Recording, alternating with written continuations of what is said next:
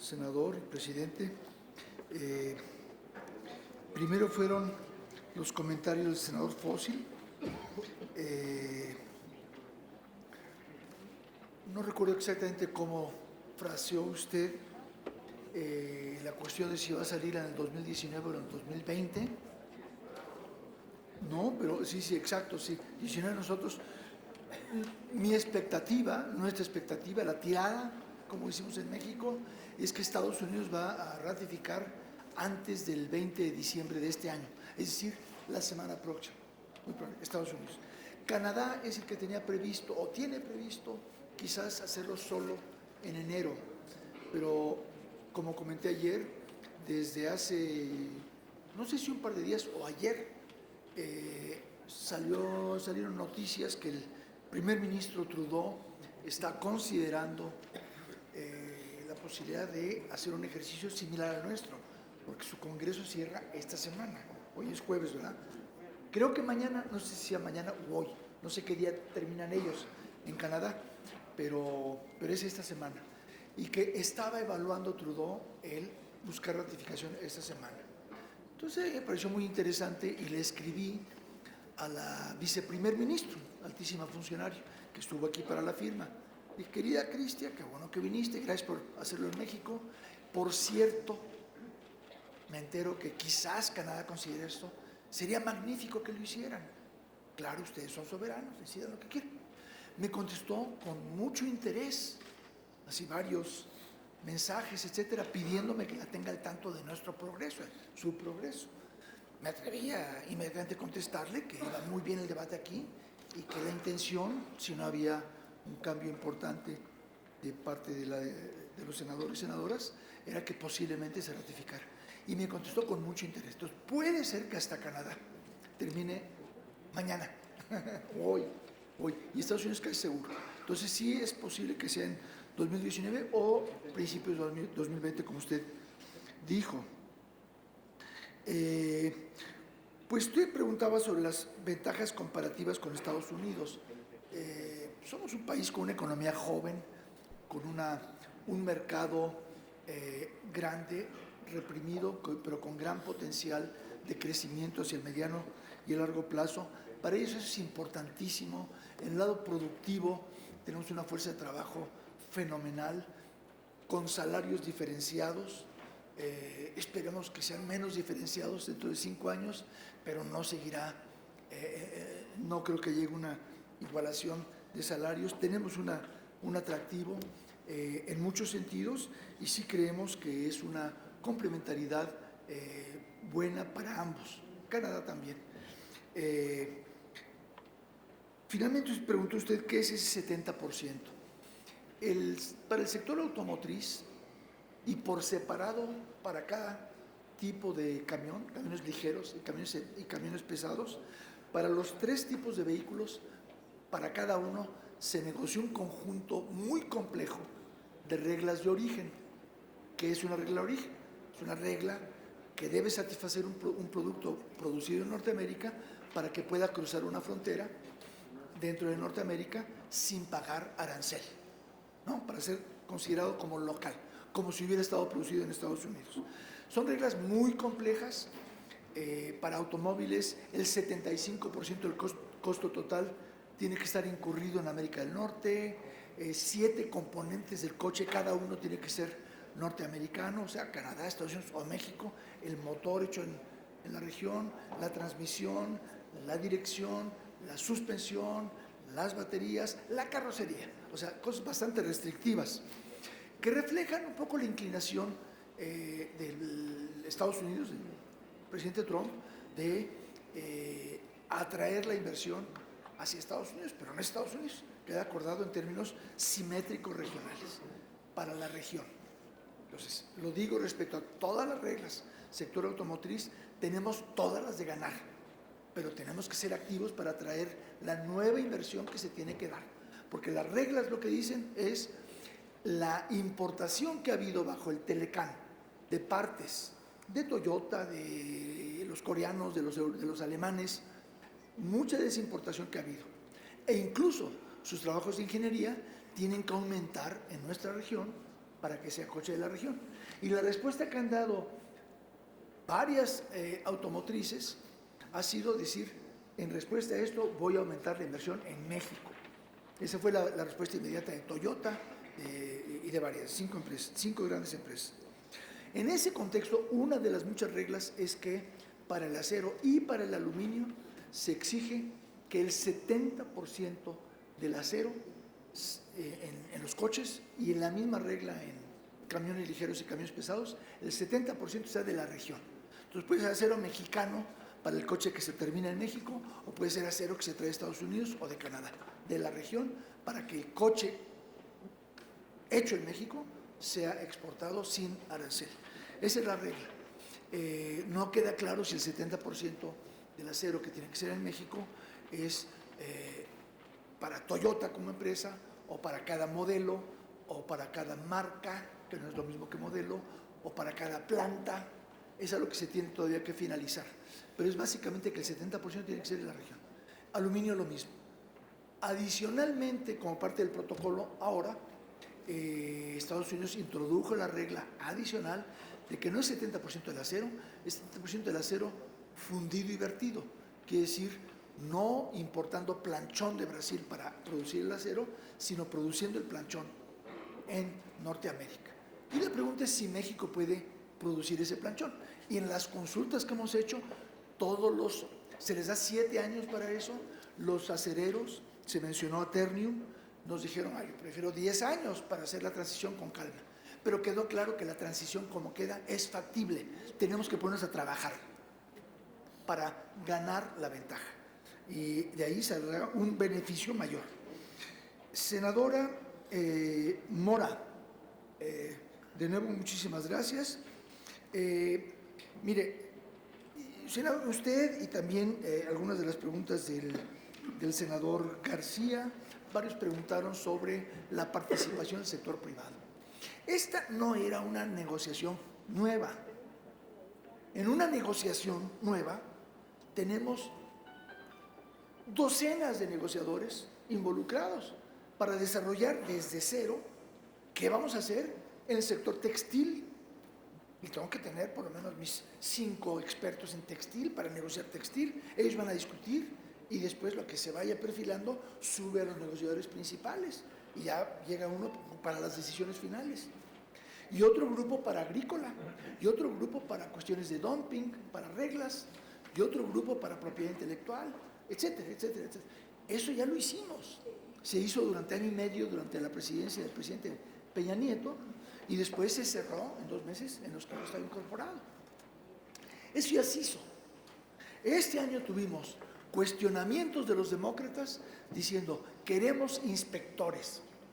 Y si estamos discutiendo si va a haber inspectores o no, yo quiero saber en dónde está la necesidad de tener 30 negociadores apoyándome para discutir si vamos a tener inspectores o no. ¿Para qué quiero los 30?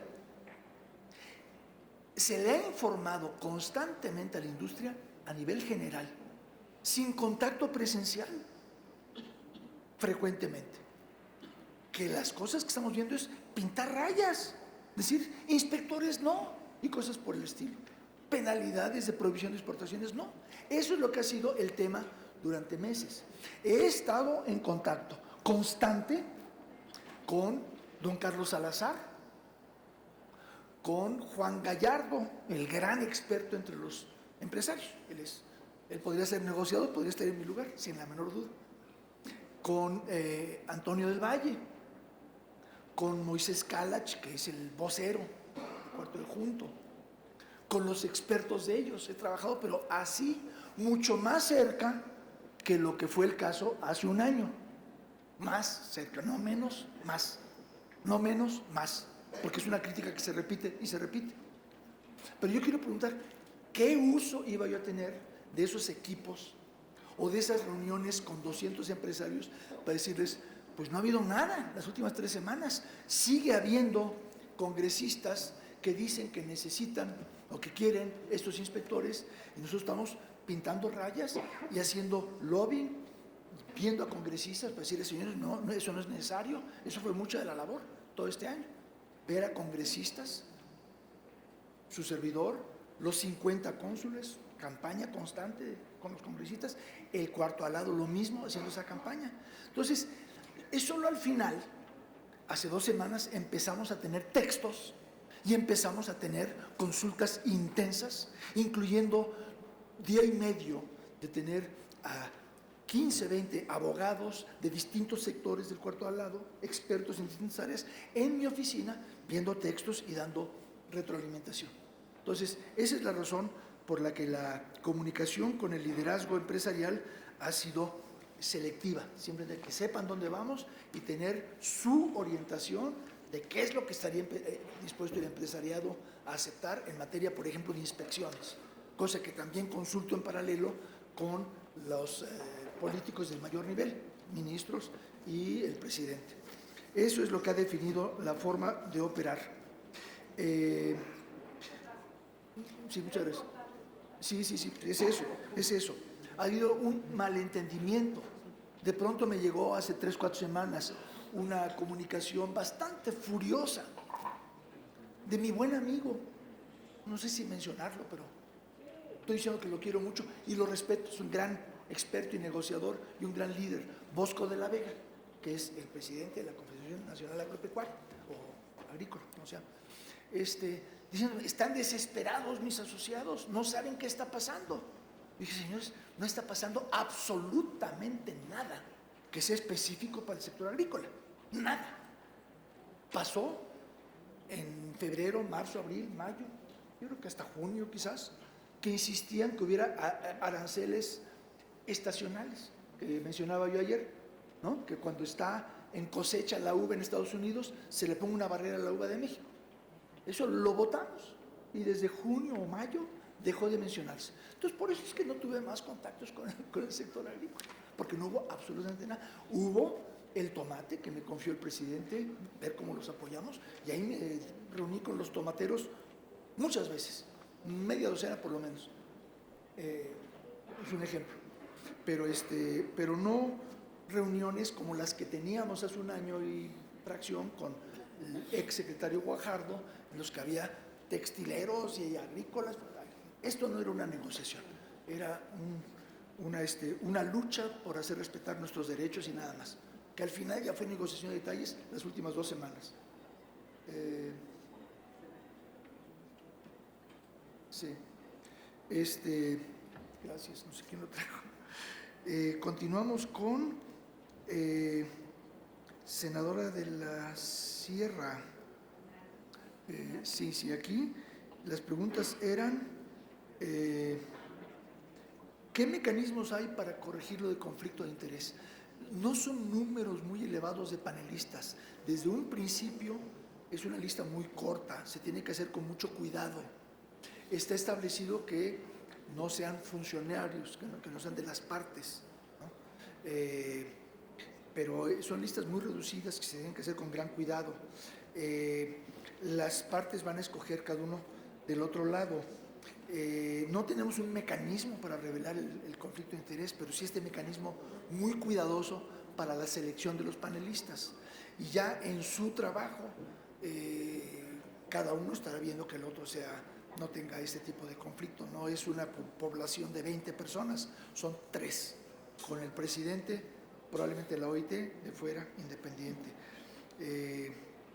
Y luego en biológicos, como se les llama en el tratado, o sea, biomedicinas, ¿qué es mejor eliminar contra reducir?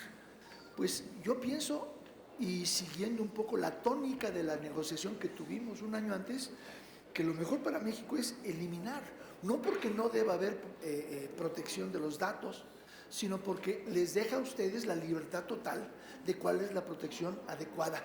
O sea, lo que no hay es un, senador, lo que no hay es un compromiso trilateral de tomar una cierta fórmula que es un matrimonio muy complicado, porque Estados Unidos quiere hacer algo donde la fuerza de las farmacéuticas es dominante, aunque ahora menos. Los demócratas quieren darle mucha más primacía al consumidor, mientras que México, en la lectura hace un año, incluyendo en la negociación dirigida por Ildefonso Guajardo era que nos apretaba mucho esto, ¿no? Entonces, el dejar esto en manos de ustedes para legislación individual de cada país, me parece que es una forma que maximiza la independencia. Y eso no quiere decir que ustedes deban decidir dar cero protección, por supuesto que no. Dan la que les parezca la correcta. Eso es lo que se está decidiendo. Senadora Verónica, en el terreno ambiental, ¿qué es lo más importante que se acuerda? Bueno, pues son acuerdos ambientales. Senadora Verónica está por acá, ¿verdad? Acaba de salir. Bueno, son acuerdos de los que ya somos miembros, es respetarlos. En algunos casos son cosas vinculantes, por ejemplo, el tema del atún delfín, que es algo que ya tenemos décadas manejando. Claro que hay compromisos duros. En otros temas son compromisos más suaves. Por ahí se hizo una pregunta, a la que voy a pasar pronto, sobre el acuerdo de cooperación ambiental y verificación aduanera. Perdón que me salte la pregunta, pero de una vez la agarro, dado que estoy en medio ambiente.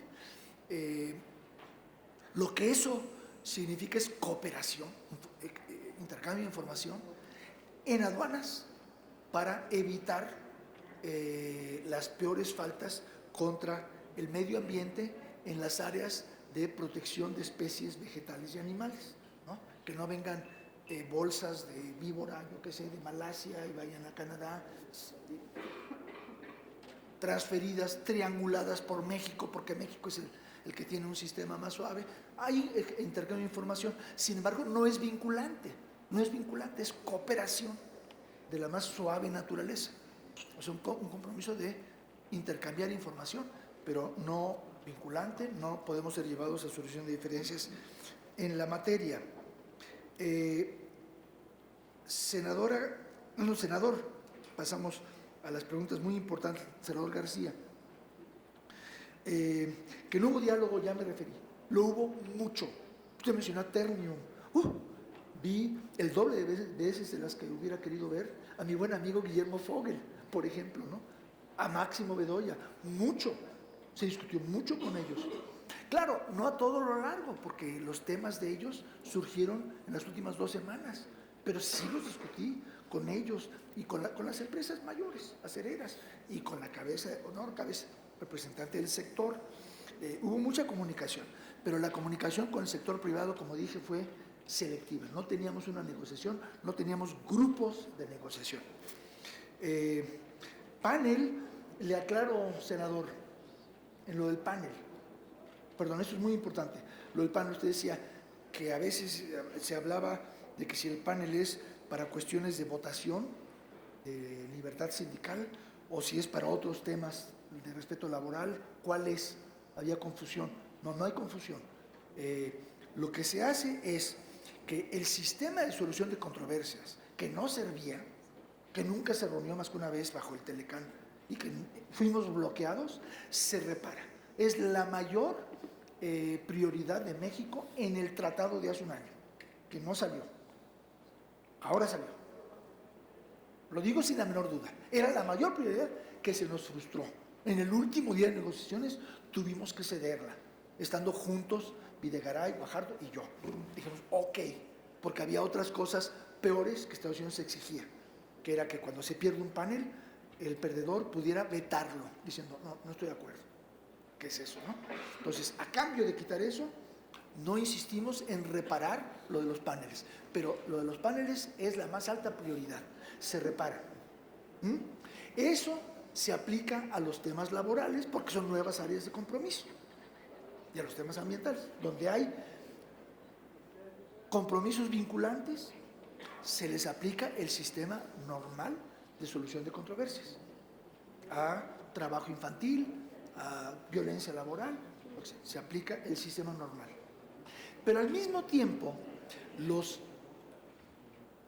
yo creo que puedo decir, los sindicalistas de Estados Unidos, y por su ímpetus e influencia, muchos, pero muchos demócratas, insistieron en la necesidad de inspectores, de tener algo ágil, así lo decían ellos, ágil, separado del sistema de solución de controversias, que es lento, toma año y medio, típicamente 2 años, algo ágil que pueda haber si hubo una votación de un contrato ilegítima, ¿no?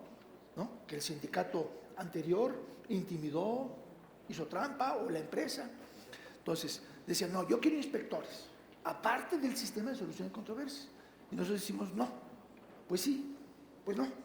Entonces, lo que se acabó creando ahí es una vertiente dedicada para el tema de votación del sistema normal de solución de diferencias, pero es una vertiente dedicada, es decir, un mecanismo aparte, solo para los 3 temas de votación, que es elección de los representantes sindicales, aprobación de un contrato y aprobación de una revisión de contrato, que el senador Gómez Urrutia podría explicarnos por qué tenemos que tratar esas 2 últimas categorías por separado. Me parecen muy parecidas, aprobación de un contrato o aprobación de una revisión de contrato, pero en fin.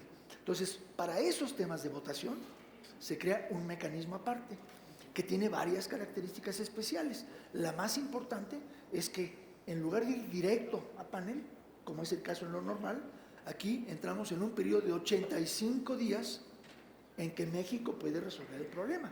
Lo que se busca no es castigar a la empresa, sino que se corrija la votación incorrecta. Entonces, 85 días en los que México va a decir, no estoy de acuerdo, estuvo bien, y se va a informar a los denunciantes. O México dice, no, pues sí tienes razón, lo voy a reparar, y lo repara, etc. Entonces es un mecanismo especial para esto, más ágil, más corto y más mexicano.